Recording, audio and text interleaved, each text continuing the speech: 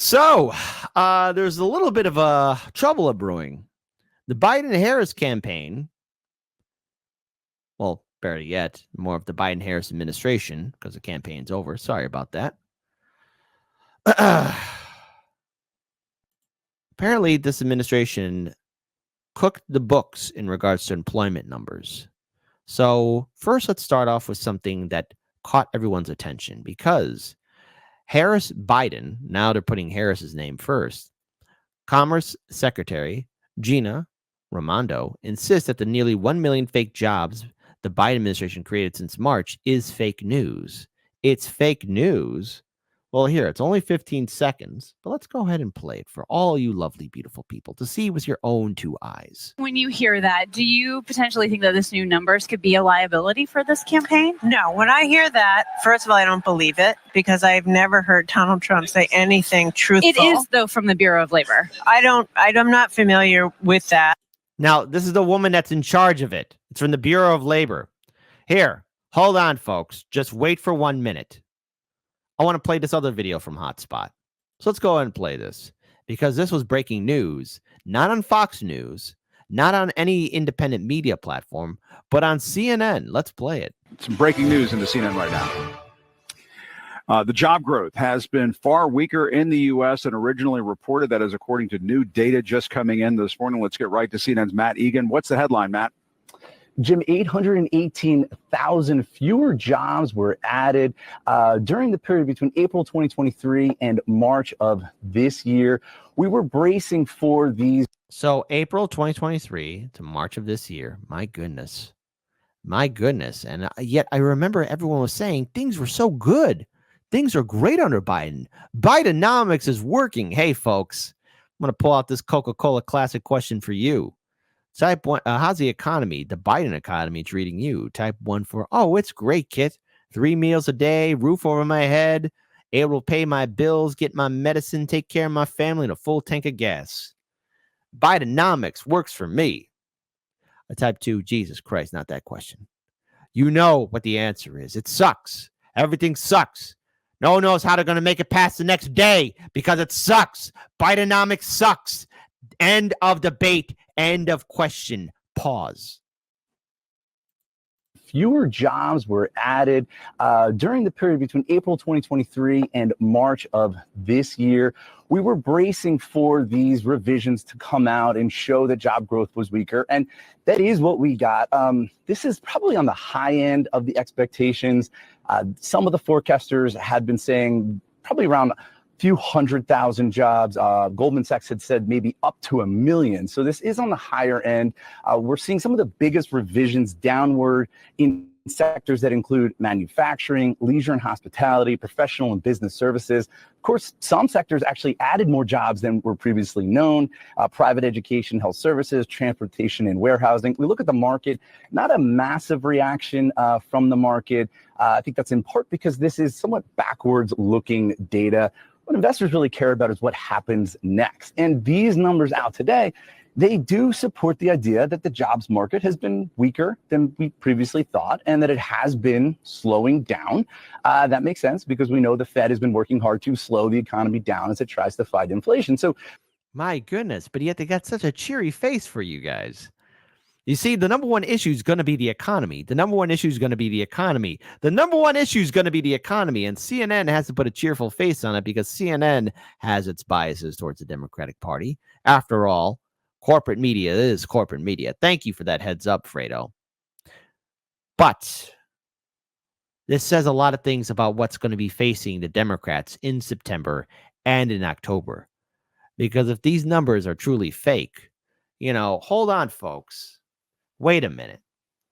If this is happening under President Biden's watch, and maybe some of his staffers and people knew about it, who is his VP again?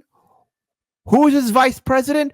Oh, that's right, Kamala. And one has to wonder, was Kamala ever informed about these fake numbers? Was Kamala aware of this? Did she know? How much did she know? Did her staffers tell her about it? Depending if she had any staffers left. Because after all, she's known for one thing and one thing alone, losing a lot of her staffers. Because she's such a hard worker, or maybe she might be a pain in the butt.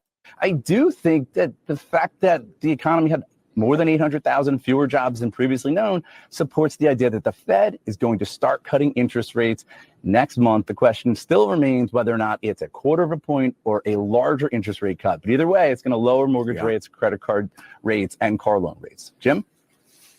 Yeah, all of these data points are very important, and you have to think it's all being taken into consideration for that critical decision that's coming from the Fed. Matt Egan, thank you very much. Thanks. Really appreciate it. Now, hold on there, folks. Wait a minute. We're not done yet. We ain't done yet. We're nowhere near to it being done yet because there's a lot more we got to bring up here. Because now, I want to pull up this video here. The economy had a terrible jobs report today, right? The downward estimate of close to 1 million jobs that weren't created during the past year in the Biden-Harris administration. Gina Raimondo, when asked about it today, she wasn't familiar with it. She's the Secretary of Commerce, right? Unemployment's at 4.3%, the highest it's been since 2021. 11% credit card defaults, the highest it's been in, I think, since 2009. So the economy isn't great, and people feel that in their pocketbooks at home. And we're going to leave here with this great sugar high and this hope, and then people are going to have to pay their bills, and so it's going to be tough. That's right, because the honeymoon is going to be ending very soon. That's right. The honeymoon's going to be over, my lovelies, my mornings, my sunshines. Because this is something that Kamala's going to have to face. Now, for those of you who might have short-term memory, remember, Kamala's campaign way back in the early days of the 2020 primary started off with a bang, ended with a whimper. Why do I think that this DNC convention, the anointing of Queen Kamala, will start off with a bang and then end with a whimper? Because she is the vice president. This is happening under President Biden's watch. She is the second in command. So she has to know. And by the way, what does it tell you about every other member about the Biden-Harris administration? What does it tell you? Again, I want to pull up this video here from Hotspot again. Harris-Biden Commerce Secretary. This is the Commerce Secretary insisting that report from CNN is fake news, but yet it's from the Department of Labor, and I'm not familiar with it. She calls it fake news. I'll play it again one more time. When you hear that, do you potentially think that this new numbers could be a liability for this campaign? No, when I hear that, first of all, I don't believe it because I've never heard Donald Trump say anything truthful. It is, though, from the Bureau of Labor. I'm not familiar with that. When you hear that, do you potentially think that this new number? Again, she's not familiar with that. I want to pull up another video here. One more video because it's from Fox News because we got to be fair and balanced just a little bit, right? No. We don't have to be. Well, sometimes we do. They say the economy's great. Just look at the jobs numbers. Well, we did, and they disappeared. A new report by the federal government reveals that the Biden-Harris administration overcounted the number of new jobs this year by almost 1 million. 800,000 jobs. Joe and Kamala say they created. Poof, gone. Never actually existed. The Harris-Biden administration has been caught fraudulently manipulating job statistics to hide the true extent of the economic ruin that they've inflicted on America. They built them up so that they could say what a wonderful job they're doing. No, we've never had numbers like this. They don't exist. They thought they could do it sometime after, we have an election coming up very quickly, but they wanted this to come out after November 5th. The last time jobs disappeared this quickly was when Obama was president in 2009, when hope was the policy. Biden's own commerce secretary, totally unaware. When you hear that, do you potentially think that this new numbers could be a liability for this campaign? No, when I hear that, first of all, I don't believe it because I've never heard Donald Trump say anything truthful. It is, though, from the Bureau of Labor. I'm not familiar with that. Not familiar with that or those numbers. What does this tell you about how Kamala will be able to run her administration? You see, the Democrats and corporate media have projected this myth that somehow things have improved under Biden. Nothing fundamentally changed under the Biden-Harris administration. The economy is absolutely abysmal. This is going to be the number one issue. And if you're running a presidential campaign, your main goal should be, you guessed it, to actually focus on the economy and reach out to voters. Our economy is struggling, and we are set for a depression. not a recession, not a downward turn, not a slowdown, or any other word they're going to come up with. It's a real depression. And that means we have to start buckling down.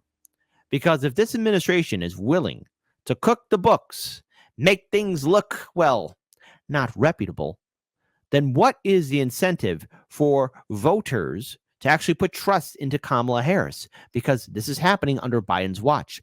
Biden is the president. Kamala is the vice president. Today is Thursday. She's going to be anointed as the nominee. Does she have an economic plan? Where is Kamala's economic plan? Well, just for giggles, just for laughs, why not? Let's go ahead and pull it up here. Kamala Harris's campaign website. Let's go ahead and pull it up here.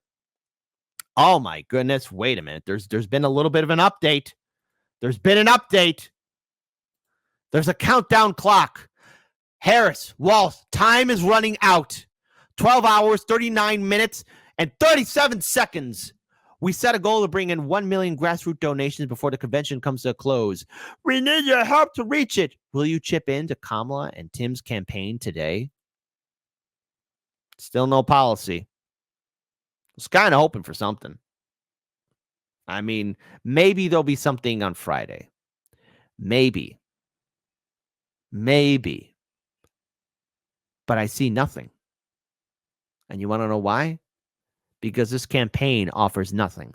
All the other presidential candidates on their campaign website, from Chase Oliver of the Libertarian Party, from Jill Stein of the Green Party, Cornel West running as an independent, RFK Jr., well, he's probably going to be endorsing Trump maybe on Friday. But even on his campaign site, he has an economic plan. And yes, even Woogie Boogie Boogie Boogie Boogie, the Orange Cheeto Man, Donald Trump, has campaign policies and platforms. They all have it. Vote blue. Where's the policy at? Here, let's refresh the page. Maybe they updated it up. Still, time's running out, folks. I hope you're getting there. Time is running out. Still, nothing.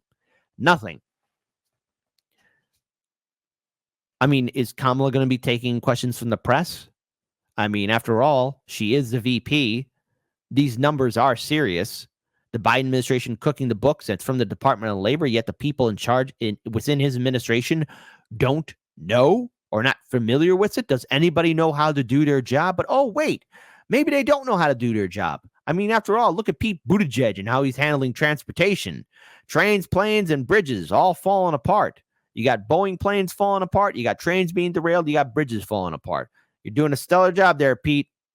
Then you got Kamala Harris. I mean, who knows? Maybe she didn't get the memo. In her defense, maybe she didn't because she doesn't have enough staffers that are brave enough to tell her that the administration is cooking the books. Is this how a republic should be run? Is this how an administration should be run? I despise the fact that this is happening. And yet, the lie continues on that everything's great under Kamala and Biden. And everything will be even better under Kamala and Tim. Truth be told, it's all a lie. It's all a joke. And the American people are the ones to suffer. For if there is a depression, guess who's not going to be bailed out? You. Guess who's not going to get relief? You. Guess who's not going to get support? You. Guess who's going to get word salad? You. But you want to know who is going to get support and relief and bailed out? The banks, corporations, Wall Street, the corporate donors.